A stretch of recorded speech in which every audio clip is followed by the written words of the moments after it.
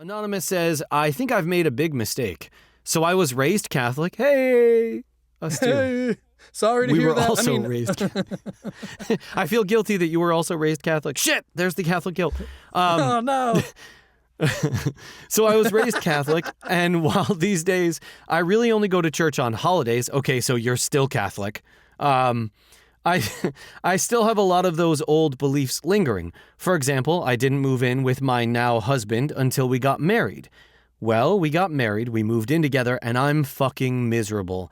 I hate living with him. I hate everything about it. It's not as if he's some bad guy or anything, but he's not disgusting, but there are so many little ways where we're incompatible, and it's absolutely making me hate my life.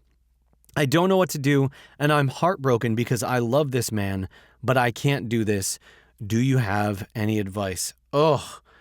Okay, I am going to sputter and struggle like Liam did on the last one.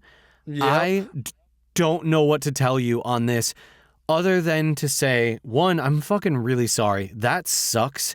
That's why I'm a huge proponent of not waiting until marriage to have sex, not waiting until marriage to live together. Like, I think you should get married when you fucking know that all that shit is compatible, but that doesn't help you now. Right? I understand that doesn't help you now, but like for anybody who's listening that gives a shit about my opinion, don't fucking wait. Those are outdated ideas, and I understand for some people that's your thing. If you're super religious, like whatever, but I'm telling you, you're wrong. So listen to me, and it's just like, cause shit like this happens. So I'm really sorry that happened to you. I guess what I would say is communication, which is like my default answer when I don't know what to say, because I think that in the right scenario, like, okay, let me use Liam and Brittany as an example. There is not a single world in which, had this happened to Liam and Brittany, that Liam would not find a way to make it work. Because Brittany is the love of his fucking life. Liam is the love of Brittany's fucking life. And so had they moved in together and found out, whoa, like we hate all these little aspects of living together, they would have found a way to compromise, to change things that weren't working, to find just ways to get along. Like, I've had bad roommates. Obviously, it's different than being married, but like I've had bad roommates, and sometimes there's just nothing you can do because they're roommates and they're not invested in the relationship. They just have a place to live. But also, like I lived with Liam for a whole lot of my life, and we always got along pretty fucking swimmingly. But if anything ever came up, we were just like, hey, dude, here's this thing. Could we change that? And it was always like, oh, yeah, sure, didn't know that bothered you. And then, sure, sometimes every once in a while, one of us would do the thing again and be like, hey, you did that thing. Like, oh, shit, sorry. And you'd work through it. So I think, like, I'm not sure what's making you miserable. I try to think of things that happen when you live together, like people making messes or like being super loud or farting a lot, or the farting a lot. That sounds like personal experience. Or like, you know, making food that stinks, or I'm thinking of all these things, and I'm sure there's way worse than that, but all those things to me are things that are like, hey, you know, I really don't like when you do X, Y, Z. Is there any way that you could either save that for when I'm not home, or not do it at all? Or like, can we find some kind of compromise? Because if you're heartbroken and you love this man, and this is the man that you married, and he's the one you want to be with, I would encourage you to try to find a way to make it work first. And by the way, I am not opposed to divorce. I personally am not divorced, but I will be eventually. I am not in a romantic relationship with my the mother of my children. We are not in a romantic relationship.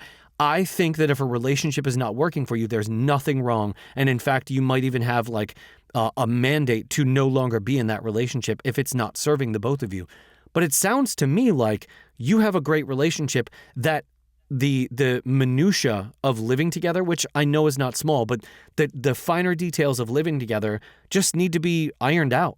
Like, you've never lived together, now you're living together, and now it's like that How I Met Your Mother, the fucking glass shattering, where it's like all of a sudden you're seeing the things you don't like about them, and now it's like, okay, now I know here are these things.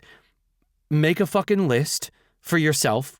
Please, dear God, don't make a list and then hand it to him. Make a list for yourself. Go through it and be like, here's the things that really bother me. What are some ways that I think this could change? And then also maybe bring it to him and be like, hey, here's some things that I'd love to see changed. Also, are there some things that I do that you don't particularly like or that maybe make this situation less awesome for you? And what could I do to change and to improve it? And it can be like a process where you work together, and it's not going to be perfect. No living situation when there's more than one person involved is ever going to be perfect. People are different. You want different things. You find that compromise and you make it work. And then if you do that and you really fucking try and he really fucking tries and it doesn't change and you still are absolutely miserable, yeah, maybe then it's time to end it. And I hate to say that, but I think if you haven't yet, put forth the effort.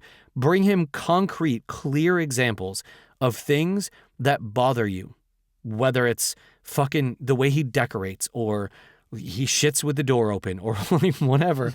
I don't know what these things are, but like bring them to him and be like, I love you and I love all of you, but I want to be really happy where I live. And these things are things that make it really hard for me to be happy. And I was wondering, what on this can we compromise? What can we change? And I think if you approach it that way, at first, maybe he's going to be uncomfortable, but hopefully if he's a great guy, he can come back to you and go, yeah, we can make some of those changes. Let's figure it out. Let's see what works for both of us so that we can both be happy. All right, I've said too much. Liam, what do you think? Oh, man. I mean, I echo a lot of, especially the stuff that you said at the beginning, that, for any new relationship, like, I do think it's incredibly important to make sure that you have that sexual chemistry. And it's not just like, we're both turned on while we're around each other. Yeah, fucking good for you. We talked about a dude that's turned on looking at Instagram. Like, that's not a measuring stick for your relationship. But these are important things to experience. These are important things to go through. Same thing with living together. Like, Tim and I never, I say never, with a little asterisk, but like really, we never had issues while we lived together, because anytime something came up, we were completely unafraid to go to the other person and go, hey man, this bugs me. Can you do this different? And we would fucking make those adjustments. There was never any issue. We have both lived with other people, other band members, and it was not that way. So I understand. Right. And it's you can't go into it thinking that everybody is going to operate the same way. Even for Brittany, like before, when her and I first started dating, she was still living at her parents' house. She had never lived like on her own or with a roommate. She'd only ever lived with family. So when we got our own apartment, like that was something we had to kind of feel out together. Like I knew what it was like to live with roommates because I had had multiple roommates throughout the years, but Tim, you had always been the longest standing roommate.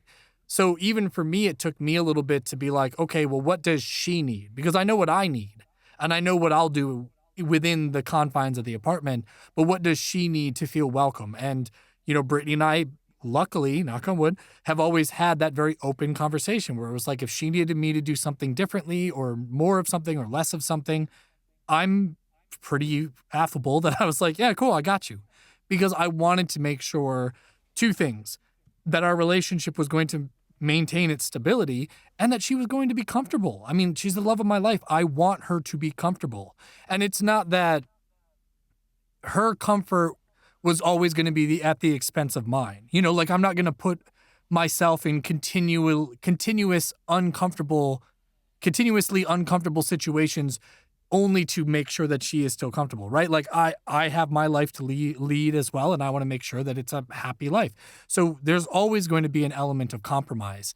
So maybe this is just you guys are in the figuring it out phase of the relationship. I don't remember if they said how long they've been living together now, but Didn't say, yeah. It didn't say. Okay. So like there is going to be, hey, this is the feel it out period, like whether it's the first couple months or even the first year or so.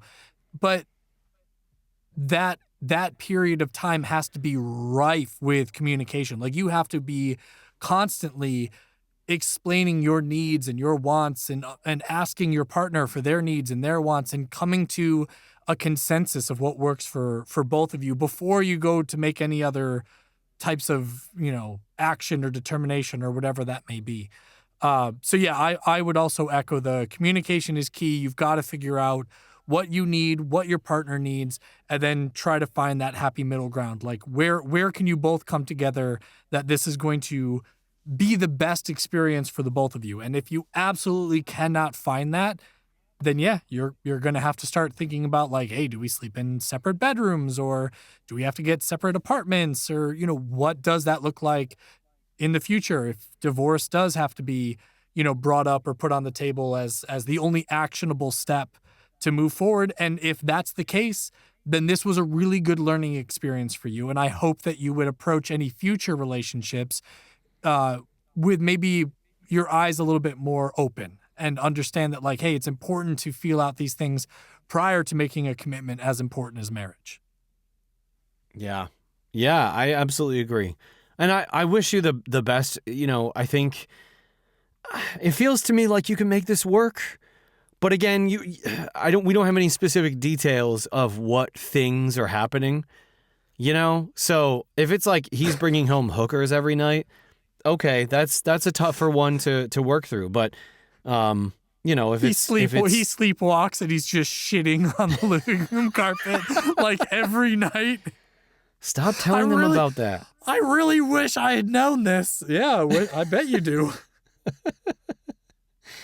But it feels like, most things probably can be worked through. And if it turns out he's not willing to make any changes, then you unfortunately might have found out the bad stuff after you got married, which, hey, you know what?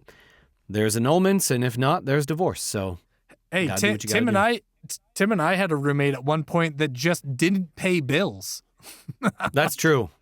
That's true. We did have that. That was their toxic trait was they just weren't going to pay their share of any of the bills. And we let it go for 3-4 months. And then we were finally like, dude, you got to move out. Yep. We also had I was going to say, we also had a cousin that, a roommate that was my cousin, by the way, who jerked off on Liam's computer, watched porn in his bedroom on his computer and jerked off. Didn't ask. It wasn't like, hey, man, I haven't jerked off in a couple weeks and I'm really fiending. Can I use your computer? Which still would have been fucking weird, and I don't know how I would have approached that. But still, that's better than me finding out about it after the fact. And then at one point, him asking like, hey, I've been shitting blood. Should I go see a doctor? And we're like, yes, yeah, I dude. forgot about that.